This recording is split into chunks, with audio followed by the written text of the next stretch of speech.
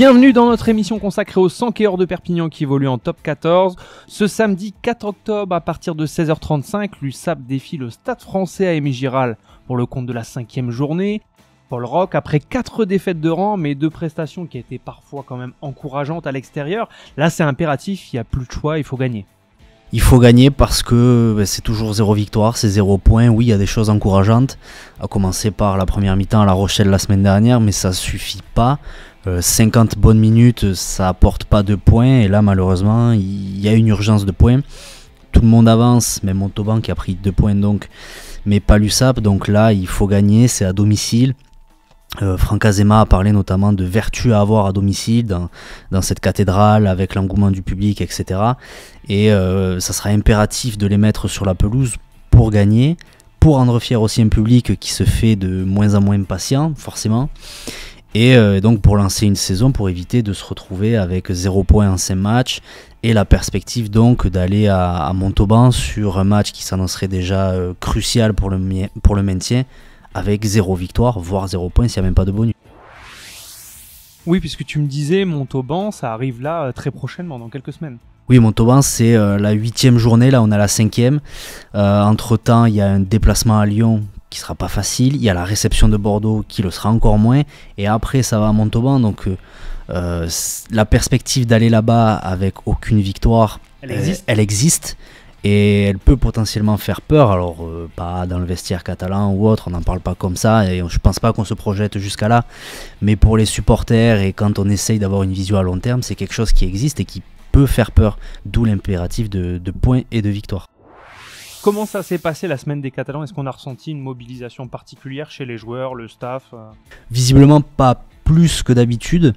En conférence de presse, Pessiliato, le 2e, 3e ligne, nous disait que après 4 défaites consécutives, les premiers jours de la semaine sont toujours un peu compliqués. À l'inverse, avec un peu plus d'expérience, Tom Cochard, le demi de mêlée, lui expliquait que ça switchait relativement vite pour justement ne pas tomber dans la sinistrose, ouais, et voilà, pas gamberger, continuer à perdre encore plus de confiance, déjà que le curseur confiance n'est pas très haut, mais voilà, ils essayent donc de switcher, de s'appuyer sur les choses qui marchent pour essayer de les faire durer sur un match entier et réussir à gagner. Tu parlais de constance sur 50 minutes, il en faudra donc du coup beaucoup plus pour l'USAP. Est-ce qu'il y a autre chose selon toi qui serait la clé de la rencontre? Ça passera surtout par là parce que toutes les défaites, là, les 4 premières, il n'y en a aucune qui se ressemble vraiment. Il y a eu un manque d'engagement et d'énergie sur la première journée.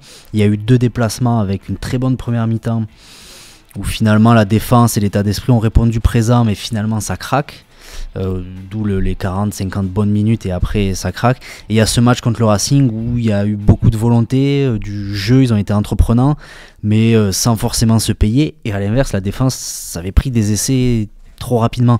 Donc toutes ces choses-là, sans forcément du coup de constance dans le jeu, dans les journées, dans un même match, ça fait que si l'USAP se donne une ligne directrice en misant sur des choses qui ont marché, je pense à la défense la semaine dernière et certains lancements de jeu en première main qui ont fait mouche avec le premier essai de Maxime Graneille, et si ça tient pendant 80 minutes à Aimé-Giral avec un public sans doute chauffé à blanc parce qu'ils n'attendent que ça de gagner, et une équipe de Paris qui n'est pas forcément plus en confiance que ça à l'extérieur, c'est peut-être une des clés, c'est ça peut-être les vertus dont parle Franck Azema à domicile. L'équipe avait tourné quand même un petit peu la semaine dernière là au niveau de l'effectif et du 15 qui sera aligné. Est-ce qu'on a une idée de l'équipe qui va être mise en place par Azema? Pareil, beaucoup de continuité, on est un peu dans ce thème-là, avec notamment un des secteurs de jeu qui avait montré de belles choses à La Rochelle, c'est la 3e ligne, avec Mahamadou Diaby, Jimmy Ritchie, Max X en 8. Et ça devrait être reconduit. Et c'est pas plus mal parce que notamment on nous a parlé pendant la conférence de presse de continuer à travailler ces connexions entre joueurs, parce qu'il y a eu un bon recrutement, on l'a dit, mais de nouveaux joueurs donc dans le paquet d'avant notamment, et donc continuer à travailler ces choses qui ont bien marché et ces connexions pour que ça marche encore mieux. C'est quelque chose sur lequel va s'appuyer le staff de l'USAP. Concernant derrière, les jeunes aussi sont reconduits. Maxime Graneille en 11 et Théo Fornet en 15, pareil, c'est reconduit parce qu'ils ont fait une bonne performance, que ce soit offensivement avec l'essai et défensivement avec beaucoup d'agressivité pour Graney, 2 ballons récupérés pour Forney, de l'engagement, des prestations donc abouties. Voilà, on est dans cette idée-là de continuité, comme Sama Malolo. Mathis Lotrian est beaucoup enchaîné au talon.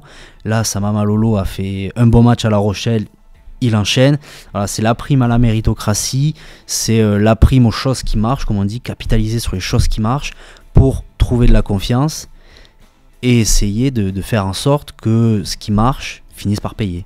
Très bien, écoute, on y sera vigilant, on espère que ça portera ses fruits. Merci beaucoup Paul Roch. Merci.